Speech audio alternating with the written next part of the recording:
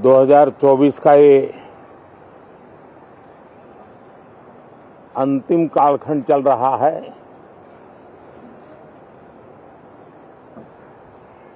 देश पूरे उमंग और उत्साह के साथ 2025 के स्वागत की तैयारी में भी लगा हुआ है। साथियों, संसद का ये सत्र अनेक प्रकार से विशेष है और सबसे बड़ी बात है हमारे संविधान के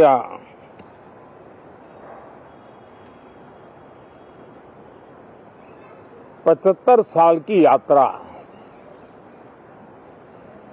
75वें साल में उसका प्रवेश,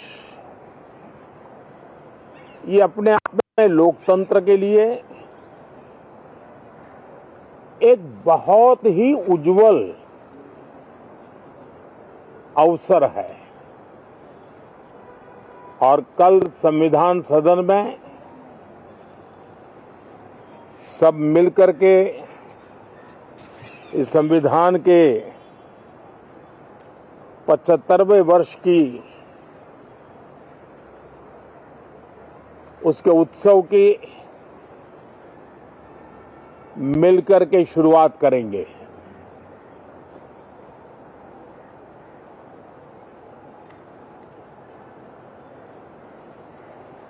संविधान निर्माताओं ने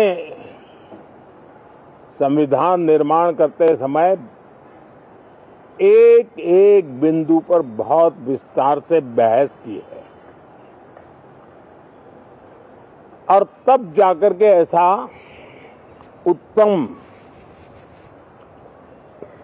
दस्तावेज हमें प्राप्त हुआ है।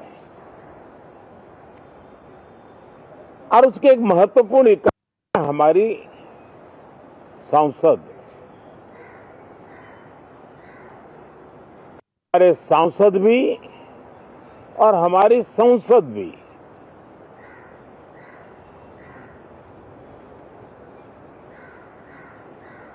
पार्लियामेंट में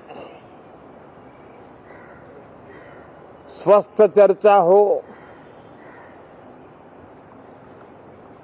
ज्यादा से ज्यादा लोग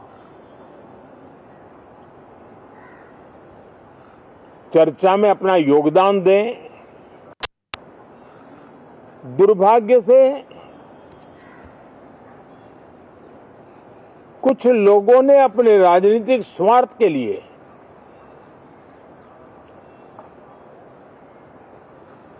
जिनको जनता ने अस्वीकार किया है,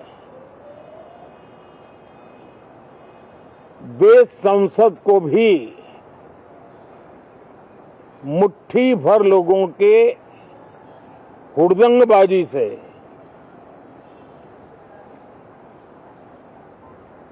कंट्रोल करने का लगातार प्रयास कर रहे हैं।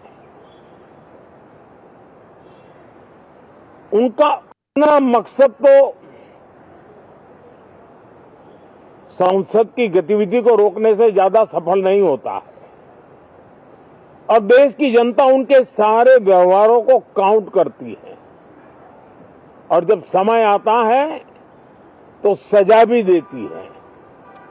लेकिन सबसे ज्यादा पीड़ा की बात यह है कि जो नए सांसद होते हैं, नए विचार, नई ऊर्जा लेकर के आते हैं और ये किसी एक दल में नहीं, सभी दल में आते हैं। उनके अधिकारों को कुछ लोग दबोच देते हैं। सदन में बोलने का उनको अवसर तक नहीं मिलता है। लोकतांत्रिक परंपरा में हर पीढ़ी का काम है आने वाली पीढ़ियों को तैयार करे, लेकिन 80-80, 90-90 बार जनता ने जिनको लगातार नकार दिया है, वे न संसद में चर्चा होने देते हैं, न लोकतंत्र की भावना का सम्मान करते हैं, न ही वह लोगों की आकांक्षाओं का कोई महत्व समझते हैं, उनका उसके प्रति कोई दायित्व है वो कोई समझ पाते हैं। और उसका परिणाम है वो जनता की उम्मीदों पर कभी भी खरे नहीं उतरते हैं और परिणाम स्वरूप जनता को बार बार उनको रिजेक्ट करना पड़ रहा है। साथियों, ये सदन लोकतंत्र की 2024 के पार्लियामेंट के चुनाव के बाद देश की जनता को अपने अपने राज्यों में कुछ स्थानों पर अपनी भावना, अपने विचार, अपनी अपेक्षाएं प्रकट करने का अवसर मिला है। इसमें भी 2024 के लोकसभा के चुनाव के नतीजों को और अधिक ताकत दी गई है राज्यों के द्वारा और अधिक बल प्रदान किया गया है और अधिक समर्थन का व्याप बढ़ा है। और लोकतंत्र की यह शर्त है कि हम जनता जनार्दन की भावनाओं का आदर करें, उनकी आशा अपेक्षाओं पर खरा उतरने के लिए दिन रात मेहनत करें। मैं बार बार खास करके विपक्ष के साथियों से आग्रह करता रहा हूं और कुछ विपक्ष बहुत जिम्मेदारी से व्यवहार करते भी हैं। उनकी भी इच्छा रहती है कि सदन सुचारू रूप से काम हो, लेकिन लगातार जिनको जनता ने नकार दिया है वे अपने साथियों की बात को भी दबोच देते थे, उनकी भावनाओं का भी अनादर करते हैं, लोकतंत्र की भावनाओं का अनादर करते हैं। मैं आशा करता हूं